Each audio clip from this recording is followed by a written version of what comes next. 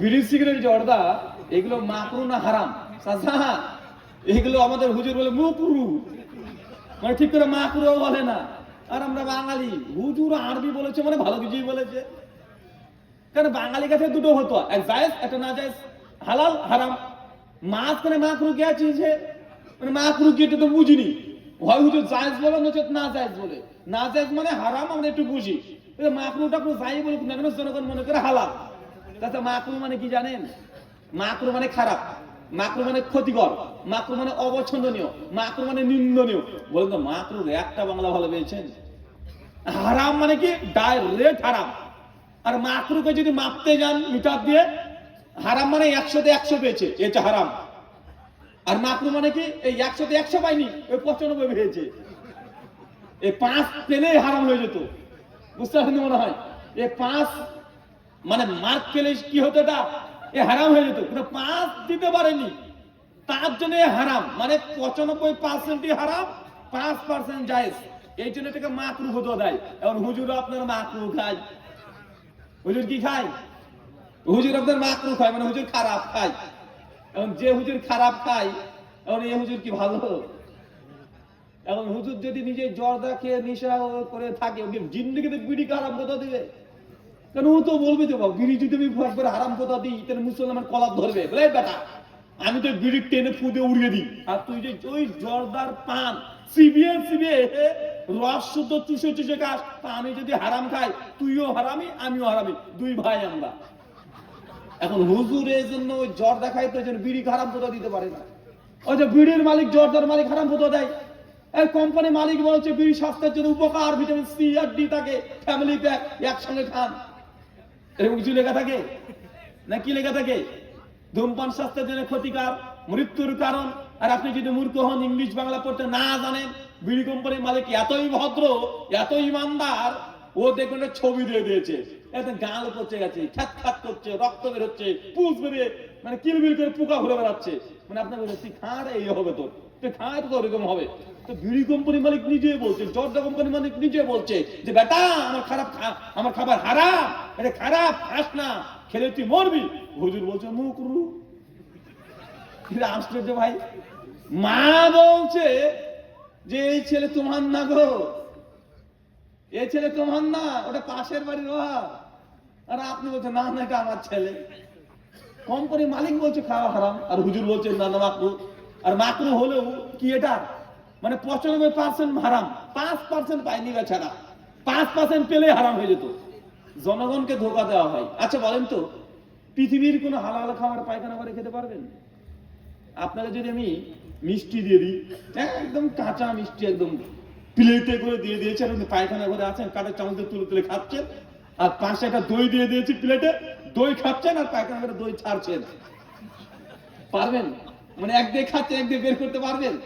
পায়খানা করে যদি একদম মোজাইক করা ঘর হয়, একদম হাই কমোড, ওপরে এসির বাতাস ঢুকছে, একদম স্প্রে করা আছে চতুর্দিকে, কিন্তু এই দই খাচ্ছেন আর কিন্তু নিচ দিয়ে পড়ছে, পারবেন? আরে পৃথিবীর কোনো হালাল খাবার পায়খানা করে কেউ খেতে পারে? আরে কেউ পারে না। কিন্তু আমার হুজুর জর্দা খায়, আর আমার এই ভাইগুলো এরকম বিড়ি টানে। পায়খানা করে বিড়ি খাওয়া যায় না? খাই তো। আচ্ছা মসজিদে বিড়ি খেতে পারবেন? আবার বলে যে কি, আরে ভাই হুজুর কি বলে, বিড়ি না খেলে পায়খানায় ক্লিয়ার হয় না। চিন্তা করেছেন কত ব্যাকা হয়ে গেছে জিনিস, সিস্টেমই উল্টো হয়ে গেছে। যতক্ষণ না পাক না খাবে, না পাকার বের হয় না, সিস্টেম হয়ে পুরো উল্টো কাজ করছে। ভাইজান, বিড়ি সিগারেট জর্দা নেশাজাত দ্রব্য, আল্লাহ নবী বলছে যার বেশি খেলে নেশা হয় তার কম হারাম। এখন বলেন তো জর্দা, আপনি বলছেন আপনার নেশা হয় না, ঠিক আছে নেশা হয় না, কেন হবে হুজুর? কারণ আপনি তো খাচ্ছেন দীর্ঘ 40 বছর ধরে। এখন আপনার কাছে এই এতটুকু জর্দাতে নেশা, এটা হবে না, এটাই স্বাভাবিক। কিন্তু যারা জর্দা খায় না, আপনি জর্দা খান, আমি গন্ধ পেলে আমার এমনি মাথা ঘুরে। ভাই কথা মাথা ঘুরে কি ঘুরে না, কথা বলেন? যদি বলেন যে না এটাতে নেশা হয় না, তো একটু আপনার মেয়েটাকে খাইয়ে দেন। কেন খান না?